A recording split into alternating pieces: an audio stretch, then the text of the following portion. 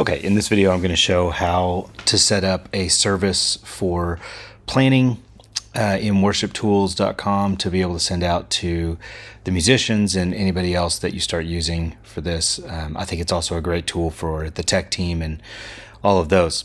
So here I am in planning.worshiptools.com and going to sign in. So when you first go to planning.worshiptools.com, you get this screen. You have to hit get started to actually get to the login window. And I'm going to sign in as the admin, which I have the password saved. Of course, that is on the document that has all of that stuff.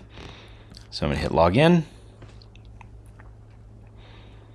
And it takes us to the dashboard here. So we don't currently have anything saved right now and ready to go. So the first thing we're going to do is go to services. And we need to create a service. So what I have found the easiest thing to do every week, because our Crossroads service looks pretty similar every week, is to go to the past and then whatever last week was, click on that one and just clone it. So up here in the top, we'll hit clone. It is a Sunday morning service for Sunday, July 16th at 9 a.m. Everything looks fine there. I don't copy scheduled people because I want to intentionally put in everybody that's going to be a part of that service just to make sure I haven't missed that somebody's going to be out or something like that. So I'll hit save. And now we have our July 16th service. So really the only thing that we need to do from this point is change the songs. I have notes in here for who is doing what. We can change that out pretty easily, and I'll show you how to do that. So what I like to do is go ahead and edit the songs. So I am going to go into my Google Drive and find the Crossroads songs, which I can access here from my personal account. So these are the 4 songs that I'm thinking of for this week. So number 1 will be Blessed Be Your Name. So I'll go here, hit change, and type in Blessed Be Your Name. And if it's a song that we've already done, it'll pull it up really quick. If it's not, it'll use the song select library, which I am logged into to be able to pull that. So we've already done it, so we're good here. Key of B is correct. I'll adjust the times later. We haven't really been paying much attention to that anyway, so you don't need it. And then hit save. And now Blessed Be Your Name is there. Okay, so then we'll go down to our next song, which in this case will be Graves into Gardens. And I believe this one is also added into the library. Graves into Gardens. It is. Default key is E. I believe we do this in G. Yes. So, and I've got that here, by the way. So when you search for it, you can find it. And I've got the default key. Usually that's correct. But the band also knows what key they usually do stuff in. And you can always look at the chord charts and stuff and make sure that that's right. Hit save. Go to our next one, which I believe I put in Mighty to Save, because I thought that would fit our theme for the week really well. Now, I don't think we've done this one since we started using planning. So I'm going to have to go down here, make sure that's the right one. So the nice thing is you've got ones with different, the same title for different songs. It's really easy to use the lyrics preview to see which one is correct. And this top one by Ben Fielding is correct. So we'll hit that. And I think, yeah, A is correct for that. And then hit save.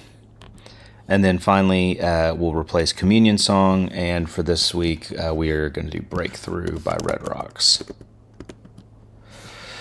which Jake Espy is the Red Rocks guy. He writes most of their stuff. So in the key of D, and this one does have the length of the song saved, so we can go ahead and use that. It's fine.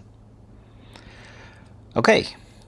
All of that looks pretty good. Sometimes I'll go in and change who's doing what. In fact, I think I'll show you how to do that, because I believe that I am doing the morning prayer this week. So change that to Logan,